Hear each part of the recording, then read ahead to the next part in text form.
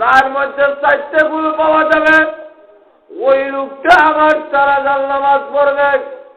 প্রথম গুণ হলো যার জিন্দেগিতে কোনদিন ফজরের নামাজ যার জিন্দেগিতে কোনদিন তাহাজ্জুদের নামাজ কজা হয় নাই, তাহাজ্জুদের নামাজ যার জীবনে কজা হয় নাই, এমন লোক আমার জানাজার নামাজ পড়াবে। আপনারা যারা এখানে আছেন জীবনে তাহাজ্জুদের নামাজ কত হয়েছিনি?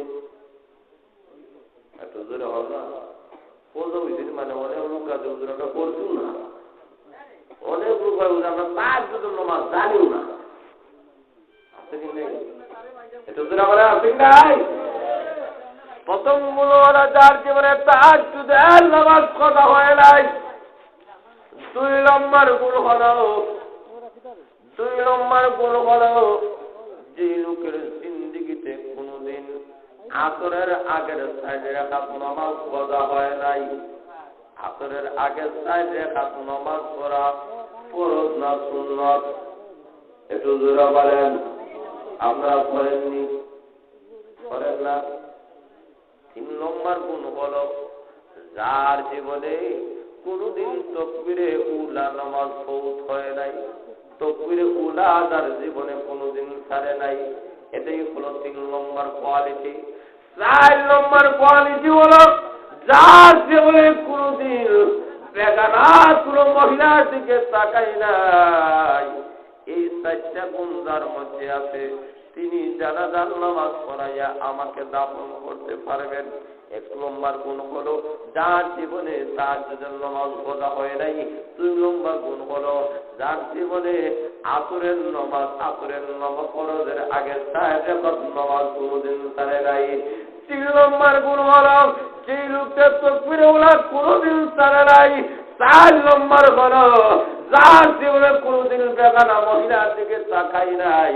এই 4টা গুণ যার মধ্যে রয়েছে ওই লোকটা আবার জানাজার নামাজ পড়াবে।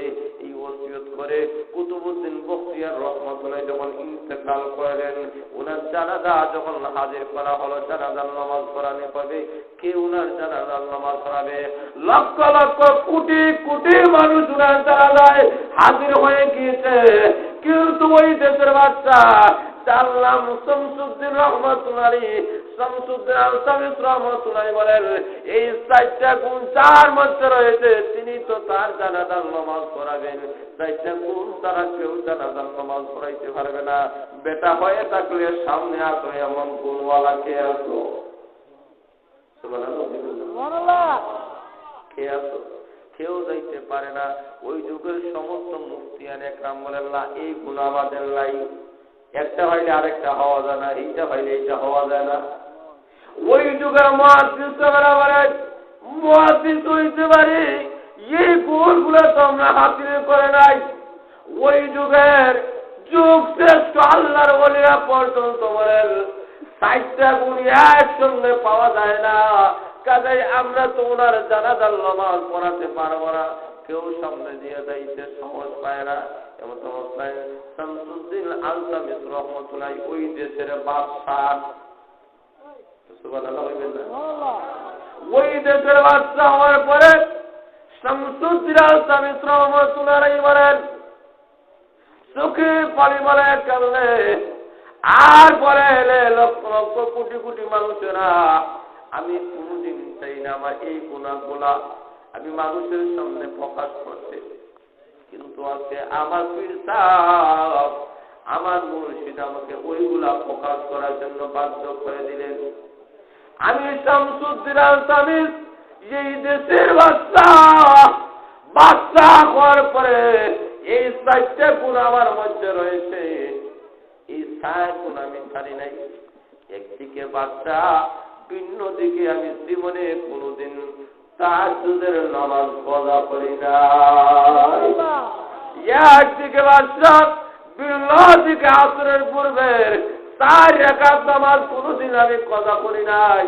একদিকে বাদশা, অন্যদিকে আমি কোনদিন তাকবীরে ওলা নামাজ কোনদিন ফৌত করি নাই। একদিকে বাদশা, ভিন্ন দিকে আমি দুনিয়ার রাষ্ট্রপ্রধান বাদশা হওয়ার পরেও আমি কোনোদিন বেগানা মহিলার দিকে তাকাই নাই। এই 4টা গুণ আমার মধ্যে রয়েছে। আমার পীর সাহেব ওইগুলো আমার মধ্যে জানেন। এই কারণে উনি ইঙ্গিতে বুঝাই দিয়েছেন আমি নাকি ওনার জানাজার নামাজ পড়াইয়া দিব। আল্লাহ রাব্বুল আলামিন বলেছেন এই 4টা গুণ তার মধ্যে রয়েছে, এই কারণে উনি জানাজার নামাজ পড়াই দিয়েছেন। আল্লাহ রাব্বুল আলামিন জানাই দিতে চায় বাদশা তুমি হইতে পারো, কিন্তু আল্লাহর গোলামি ছাড়তে পারো না। জোরে বলেন ঠিক না বেশি? আরো জোরে বলেন। এই কারণে আল্লাহ রাব্বুল আলামিন বলেছেন, আল্লাহ নবীর মাধ্যমে আল্লাহ বলাই দিয়েছেন কিয়ামতের কঠিন ময়দানে ওই বাদশাকে আল্লাহ রাব্বুল আলামিন আরশের ছায়ায় স্থান দেবেন যেই বাদশা রাষ্ট্রপ্রধান হওয়ার পরেও ইনসাফ করে নাই। জোরে বলেন সুবহানাল্লাহ। শামসুদ্দিন আল-শামসুর মধ্যে বাদশা হওয়ার পরেও আল্লাহ গোলামি ছাড়ে নাই, বেইনসাফি করে নাই, সুষ্ঠুভাবে ন্যায় বিচারভাবে রাষ্ট্র প্রধান হয়েছিলেন, রাষ্ট্র পরিচালনা করেছেন। আল্লাহ রাব্বুল আলামিন বলেন এমন গুণওয়ালা বাদশা যারা হবে কিয়ামতের কঠিন ময়দানে সর্বপ্রথম তাকে আরশের ছায়ার নিচে স্থান দেওয়া হবে। জোরে বলেন সুবহানাল্লাহ। প্রথম গুণ।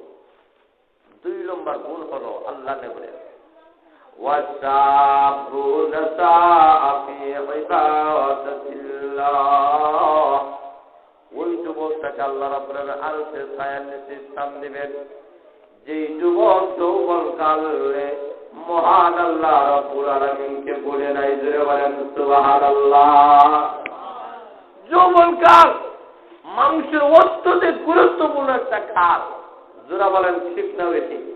বুড়া বসে হারে না যাইতো গানও, এরপরে বলে আমি গানও যাই না।